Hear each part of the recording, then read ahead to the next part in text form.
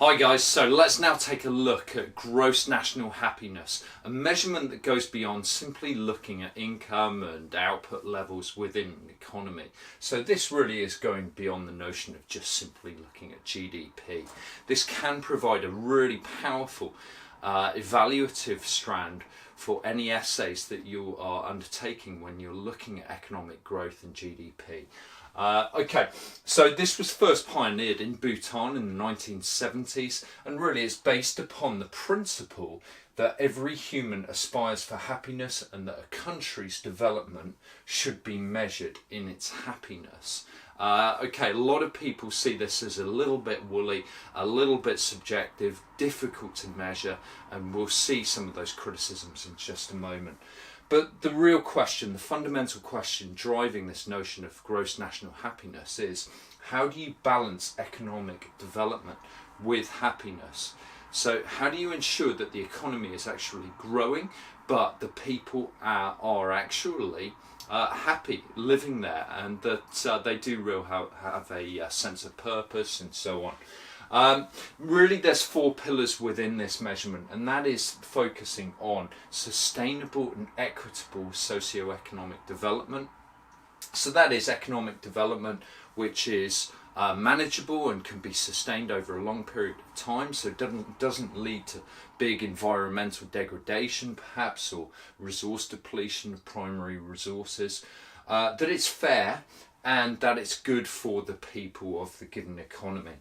Further to this, of course, we've got that environmental conservation aspect and the preservation and promotion of a country's identity, its culture, together with good both corporate and governmental governance to ensure that everyone is actually working towards the longer term and focusing on everyone's well-being. Okay, of course there are criticisms within this measure though. And that is, when it comes to Bhutan, it has been cited as a form of propaganda for actually helping to cover up certain undesirable news stories that have come out of Bhutan.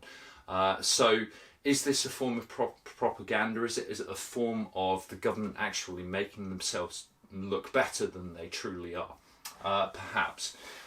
Then our second point, estimates and monetary values.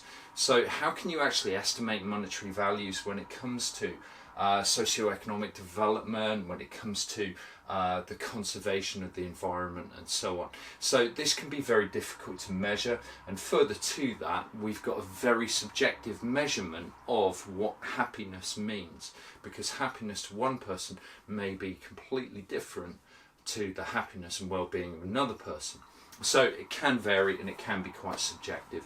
Perhaps we see an interesting example here though, where we've got Richard Thaler's behavioural economics principles here, which is about the diminishing marginal utility of wealth, and perhaps this offers a real argument in favour of using gross national happiness as a potential measure for the economy. Now why is that? Well, the reason is because at low wealth levels, where we've got wealth and utility meaning satisfaction or happiness, we can see that a slight increase in wealth will bring enormous gains in terms of utility or satisfaction and happiness.